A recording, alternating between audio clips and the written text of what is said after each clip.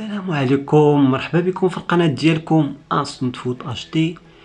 اليوم جبت لكم فيديو الكويتي اللي مشى للمناطق المنكوبة، مشى باش يقدم مساعدات. يعني كانت المفاجأة انه اكتشف الناس ديال تما، شاف التواضع ديالهم، شاف الناس كيفاش انهم صابرين، شاف ايضا المغاربة كيفاش كانوا يعني متجندين باش يعاونوا خوتهم تما. وهذا هو الشعب المغربي، يعني شعب مضياف، شعب يعني صبور. والله يرحم الشهداء، والله يصبر الناس ديال تما، الله يصبرنا جميعا ويجيب الخير اللي فيها الخير. من هنا هذا الفيديو هذا يعجبكم، يعني ما تنساوش انكم ديروا لايك. في البيوت يا جماعة قولوا يا ربي لك الحمد، اللهم أدمها علينا نعمة. والله من اللي شفناه هناك في الزلزال في المغرب واحد يقول الحمد لله، ألف الحمد لله والشكر. والله يا رحلتي هذه إلى المغرب بالنسبة لي مدرسة. أولا أول مرة أشوف زلزال، أول مرة أشوف مصيبة بهذا الحجم بهذا الضخامة، منطقة كاملة كل ما تلفت ما في طوفة إلا ومنهدمة على شيء.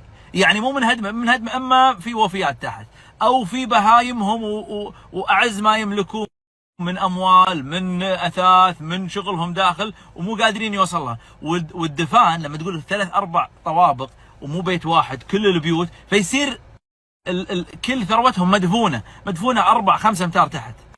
هذا طبعا غير الوفيات، وهذه المصيبة الأعظم.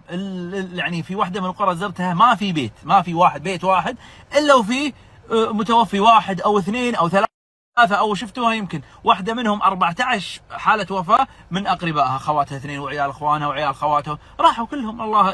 الله يعوضها إن شاء الله. والأجمل من هذا كله والله شفت في عين المغاربة احتساب وصبر، شيء جبار فعلا. وهم فعلا مؤمنين بأن هذا بحكم انه جاي من عند الله سبحانه وتعالى. يعني اللي حصل لهم كارثة مو بسبب حرب او بسبب يعني بشر، لا، دام انه من عند رب العالمين سبحانه وتعالى، مرحبا بما قدر الله. ويمكن هذا شفتوه بفيديوهاتي وتغطياتي، شوفوا شلون الصبر عندهم، يا مرحبا بما قدر الله، وصابرين وشاكرين. هذه كلامهم هذا اللي دائما يرددوا له. فعسى رب العالمين العفة، بمعنى هم يدرون الحين هم محتاجين. ترى لما اقول لك محتاج في وقت المصيبة، محتاج لأي شيء، محتاج لماء، لأكل، خيمة، أي شيء، لأنه طوارئ ووقت محدود، يبي واحد بس. ومع ذلك هم يدرون ان احنا من جمعيات خيرية. ما شفت واحد، حتى هذا الكلام حتى احنا بالباص نسولف الربع كلهم، ما شفت واحد خذ واحد بصوب وقال لا نحتاجين هالشيء الفلاني، ولا قال ولا شيء. يعلم الله فيهم عفة عجيبة جدا، ما يطلب ولا شيء. أقول لكم والله هذا شيء، وهذا فعلا الشيء اللي وجدته. لقيت عندهم الكرم، لقيت عندهم الترحيب، لقيت عندهم الصبر والاحتساب والعفة. ما شفت أحد طلب شيء.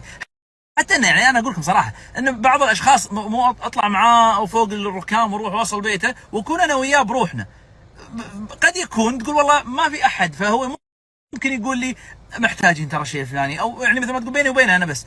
ما شفنا هذا الشيء أبدا. يعلم الله هذا اللي واجهنا. سبحان الله، ربي كاتب ان اللي يتضرر من الزلزال هم يمكن الاشد حاجه، او البسطاء اللي صايرين في القرى. الزلزال ضرب في جهه الجبال، والجبال في جنوب مراكش قرى متناثره على الجبل ودروبها صعبه، وغير كذي اصلا هي مبنيه من حجاره، فلذلك الزلزال دكهم دك، يعني كل البيوت ساوت بالارض لانها كلها مبنيه من الحجاره. فعسى ربي يكون في عونهم وييسر امرهم ان شاء الله. هذا هو الفيديو ديالنا ديال اليوم، نتمنى انه يعجبكم ولقى صدى رحيب. فاذا كان هذا الفيديو هذا عجبكم يعني واستمتعتوا بالمشاهده، فاتمنى انكم ديروا لايك، وحاولوا انكم تشتركوا اذا ما كنتوش مشتركين، وان شاء الله اننا نكونوا في الموعد وفي حسن الظن ديالكم، ونجيبوا لكم فيديوهات يعني لا تنسى الاعجاب والاشتراك في القناه. وتحياتي اليكم، طلعوا في رزقكم وشكرا.